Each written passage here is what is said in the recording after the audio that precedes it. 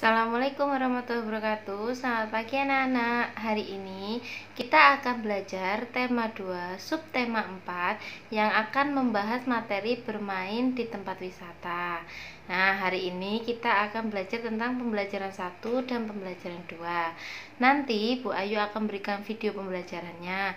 Kalian simak baik-baik ya anak-anak. Kak Citra menemukan tanda tanya. Nah ini ya, ada tanda tanya seperti ini. Tanda tanya ini digunakan untuk mengakhiri kalimat tanya. Kita sudah belajar tentang kalimat tanya. Kalian bisa lihat video Kak Citra tentang kata tanya. Lalu di percakapan tadi juga ada tanda titik. Nah, ini ya tanda titik di akhir kalimat. Itu digunakan untuk mengakhiri kalimat berita. Aku pernah membaca tentang membagi dengan bilangan 1, kata Siti. Lalu Benny berkata, bagaimana hasilnya? Siti juga bertanya, bagaimana kalau kita coba?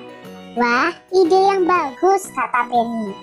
Lalu mereka mencoba adik-adik. Nah, kita kan sedang menghitung layang-layang.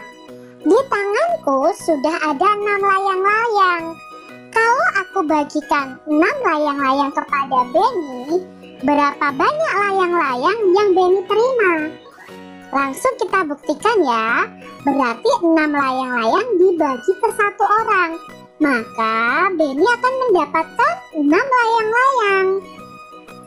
Kalau begitu, suatu bilangan jika dibagi 1, hasilnya adalah bilangan itu sendiri adik-adik. Jadi bisa kita simpulkan, angka berapapun kalau dibagi 1, hasilnya adalah angka itu sendiri atau bilangan itu sendiri. Contoh, 20 dibagi 1 ya sama dengan 20. 7 dibagi 1 sama dengan 7. Contoh nih, bilangan berapapun jika dibagi dengan angka 1, maka hasilnya adalah angka itu sendiri. Kakek Benny memiliki 5 layang-layang. Layang-layang itu akan diberikan kepada Benny. Berapa banyak layang-layang yang diperoleh Benny? Nah, di sini ada 5 layang-layang adik-adik. Nah, semuanya diberikan hanya kepada Benny. Maka Benny akan mendapatkan berapa? Berarti di sini pembagiannya adalah 5 dibagi 1. Ingat ya tadi, angka berapapun dibagi 1 hasilnya angka itu sendiri. Maka hasilnya adalah 5. Itu KM-nya atau kalimat matematikanya. Kesimpulannya atau KJ-nya, jadi banyak layang-layang yang diperoleh Benny ada 5. Itu yang pembagian dengan angka 1. Ada satu lagi yang aku temukan, kata Siti. Wah, hebat. Apakah itu? Nah, begini. Tadi Benny punya 6 layang-layang. 6 layang-layang itu dibagikan ke 6 orang, yaitu aku, Mei, Dayu, Lani, Udin, dan Edo. Berapa layang-layang kami dapatkan masing-masing? 6 dibagi 6, maka sama dengan 1. Masing-masing akan mendapatkan 1 layang-layang, kata Benny. Benar sekali. Artinya, jika bilangan dibagi bilangan itu sendiri, hasilnya 1. Wah, Siti hebat ya. Nah, dari percakapan ini kita tahu adik-adik bahwa jika suatu bilangan dibagi dengan bilangan itu sendiri, hasilnya adalah 1. Contohnya 6 dibagi 6, hasilnya 1. 7 dibagi 7, hasilnya juga 1. 10 dibagi 10, hasilnya 1. Nah, di sini ya diingat-ingat, bilangan berapapun jika dibagi bilangan itu sendiri maka hasilnya adalah 1. 5 dibagi 5, 1. Ini contohnya ya adik-adik ya. 6 bagi 6, 1. 9 dibagi 9 sama dengan 1. Nah, di sini ada soal cerita. Tante Benny membeli 7 gulungan benang. Sampai di rumah, benang tersebut dibagikan kepada 7 keponakannya. Berapa gulung benang yang diperoleh masing-masing keponakannya? Maka KM-nya adalah 7 dibagi 7. Karena 7 gulung benang dibagikan kepada 7 keponakannya, maka masing-masing anak mendapatkan 1 gulung benang. Jadi kalimat kesimpulannya adalah benang yang diperoleh masing-masing keponakannya ada 1 gulung. Lani berkata, ada 32 bingkai layang-layang yang akan dibagikan kepada 4 orang. Setiap orang mendapatkan bingkai sama banyak. Berapa banyak bingkai pada setiap orang? Maka kita bisa mengerjakannya dengan 32 dibagi 4. Ingat, untuk mencarinya bisa kita menggunakan pengurangan berulang sampai hasil akhirnya 0. Atau menggunakan kebalikan dari pembagian, yaitu perkalian. Nah, di sini Kak Citra memakai pengurangan sampai angka 0. Berarti 32 dikurangi 4 terus sampai hasilnya 0 ya. Sekarang 32 dikurangi 4, 28. Maka kita tulis lagi 28 dikurangi 4, 24. Belum 0 ya adik-adik ya. Lalu kita tulis lagi 24 dikurangi 4, 20. 20 dikurangi 4, 16. 16 dikurangi 4, 12. 12 dikurangi 4, 8. 8 dikurangi 4, 4. 4 dikurangi 4, 0 ya. Berarti di sini udah 0 adik-adik.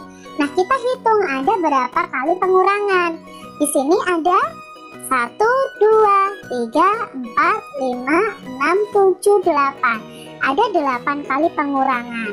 Maka KM-nya adalah 32 dibagi 4. Lalu kita tulis nih pengurangannya secara mendatar. Berarti 32 dibagi 4 sama dengan 8. KJ-nya jadi banyak bingkai pada setiap orang ada 8. Nah, di sini Beni bisa menjawab dari pertanyaannya si Lani ini. Nah, ini jawaban Beni. Bentuk pembagiannya 32 dibagi 4 sama dengan 32 dikurangi 4 dikurangi 4 dikurangi 4 dikurangi 4 dikurangi 4 dikurangi 4 dikurangi 4 dikurangi 4 sama dengan 0. 32 dibagi 4 sama dengan 8. Jadi banyak bingkai pada setiap orang ada 8. Anak-anak, kita hentikan dulu kegiatan bermainnya. Nanti bisa disambung lagi. Sekarang kita akan melakukan pengamatan tentang benda yang ada di pantai dan benda yang digunakan untuk membuat istana pasir. Kata Bu Guru.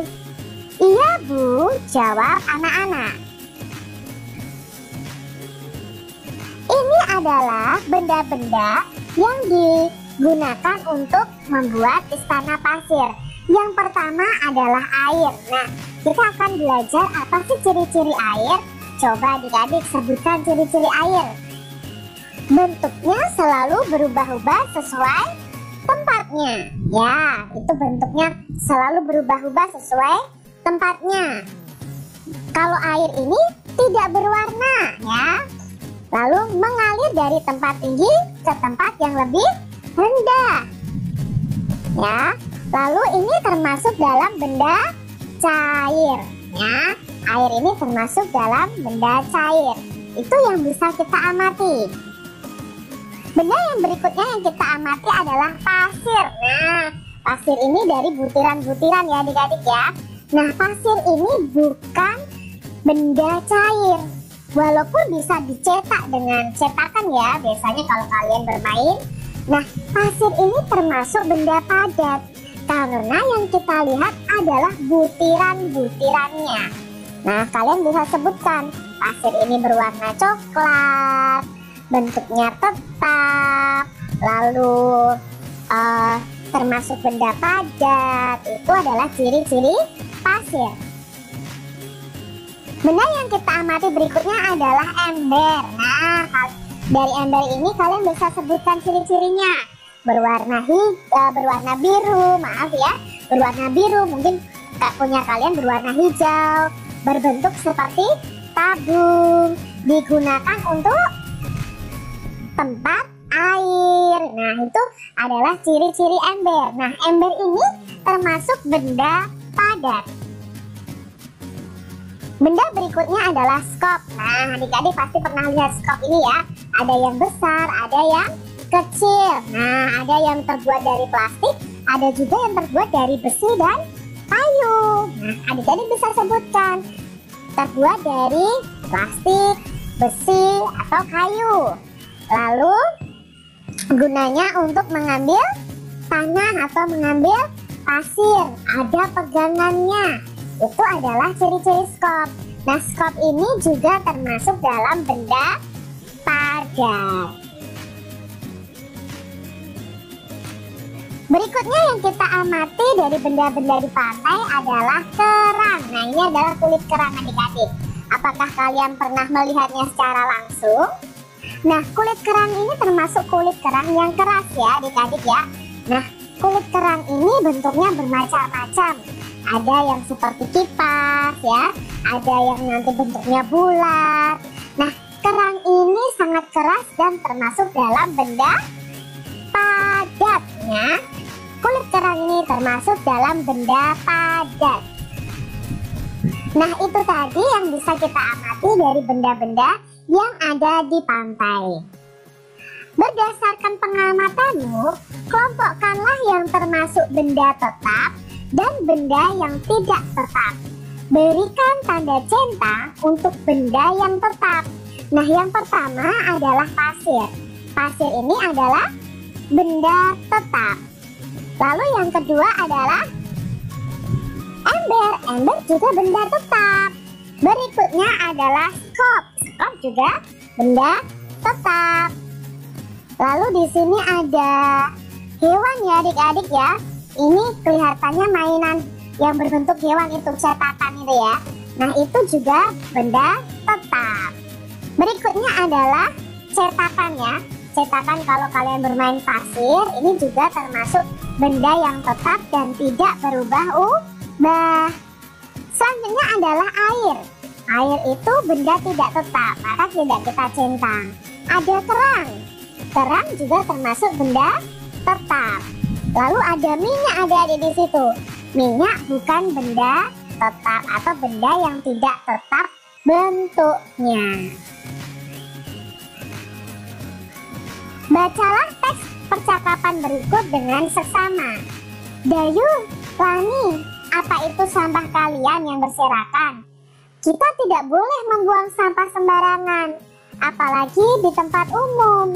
Buanglah sampah di tempat sampah. Maaf Beni, tetapi ini bukan sampah kami, kata Dayu dan Lani. Benarkah itu Dayu? Tepat sekali yang disampaikan Beni. Selain itu, apa aturan yang harus dipatuhi di tempat umum, terutama di pantai? Tanya Bu Guru. Beni menjawab, tidak boleh mendekati pantai tanpa pengawasan orang dewasa, Bu, kata Beni. Lalu Dayu bertanya, kalau aturan di rumah bagaimana, Bu? Nah, di sini Bu Guru menjawab, tetap kita harus menjaga kebersihan rumah. Sampah dimasukkan ke dalam tong sampah. Dimanapun kita berada, sampah harus dimasukkan ke dalam tong sampah. Bagaimana kalau kita praktekkan membersihkan pantai dan membuang sampah di tempat sampah? Setelah selesai, kita akan bermain domba serigala. Jelas Bu Guru. Lalu anak-anak semuanya berteriak, hore! Akhirnya mereka membersihkan pantai dari sampah. Nah, dari percakapan ini adik-adik kita tahu bahwa kita itu harus menjaga kebersihan dimanapun kita berada. Saat kita membuang sampah, hendaknya kita buang di tong sampah. Bukan kita buang sembarangan, itu bisa menyebabkan banjir, lalu selokan tersumbat, bisa menjadi sarang penyakit ya. Adik-adik jangan sampai buang sampah sembarangan. Di tempat umum juga terdapat aturan. Kita harus menaati peraturan yang berlaku. Di tempat wisata juga ada aturannya adik-adik. Aturan di tempat wisata itu bermanfaat untuk menjaga keselamatan dan kenyamanan semua pengunjung. Jadi aturan itu bermanfaat sekali adik-adik. Contoh aturan yang terdapat di tempat wisata. Yang pertama, menjaga kebersihan dengan tidak membuang sampah sembarangan atau tidak boleh mencoret-coret fasilitas tempat sampah. Menjaga barang pribadi yang kita bawa saat berwisata. Mengantri saat membeli tiket atau karcis adik-adik. Itu salah satu aturan juga. Tidak merusak fasilitas wisata yang disediakan. Jika di kebun binatang dilarang memberi makan hewan dan dilarang meloncat pagar pembatas. Jika di pantai, kita dilarang berenang terlalu jauh dari bibir pantai. Jadi tempat wisata itu ada aturannya yang harus kita patuhi. Contohnya jika di kebun binatang ada pagar pembatas, kita tidak boleh melompati pagar pembatas itu karena itu akan berbahaya bagi diri kita.